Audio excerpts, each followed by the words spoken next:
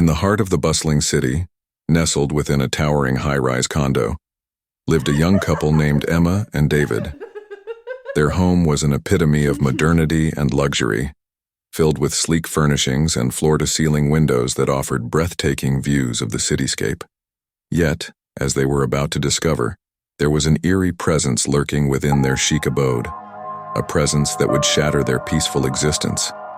One rainy evening, Emma and David were going through their collection of vintage treasures, each item a testament to their shared passion for the peculiar and unique.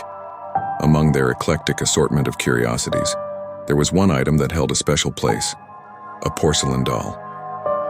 It had a delicate face with glassy blue eyes, and its crimson lips held a perpetual, enigmatic smile. Emma had found it at a flea market years ago, and it had been a source of fascination ever since. As the couple examined the doll, a feeling of unease washed over them. David, a skeptic when it came to supernatural occurrences, teased Emma about her attachment to the doll. "It's just an old doll, Em. You can't possibly believe all those ghost stories," he said, grinning. Emma, though unnerved, tried to laugh it off. "You're right, it's just my overactive imagination playing tricks on me," she replied, placing the doll back on its ornate shelf. Little did they know, the sinister force that had taken residence within that porcelain figure was far from Emma's imagination. That night, as the rain battered their windows, something sinister began to stir in the darkness. Around midnight, Emma awoke to a faint sound. It was a soft, haunting melody that seemed to come through the walls of their high-rise condo. Disoriented and still half asleep, she slaps David, who lay beside her. "Do you hear that?" she whispered. David rubbed his eyes and strained to listen. The eerie melody seemed to grow louder, echoing through the silent apartment. "What is that?" he mumbled.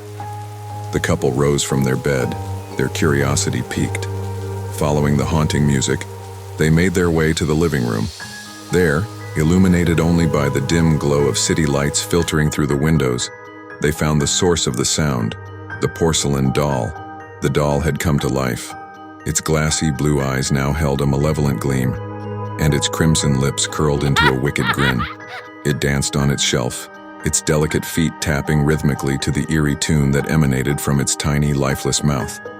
Emma and David stood frozen in terror as they watched the impossible unfold before their eyes.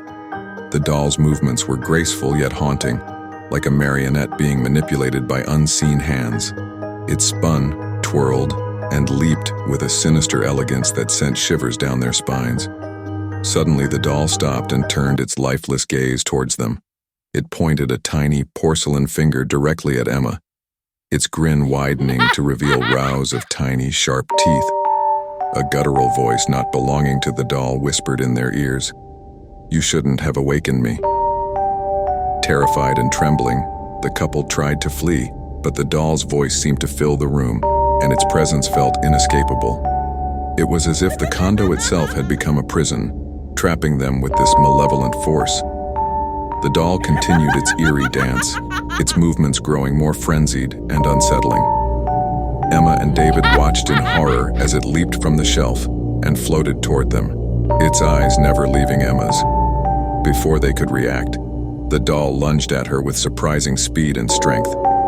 Emma let out a blood-curdling scream as the doll's tiny, sharp teeth sank into her arm.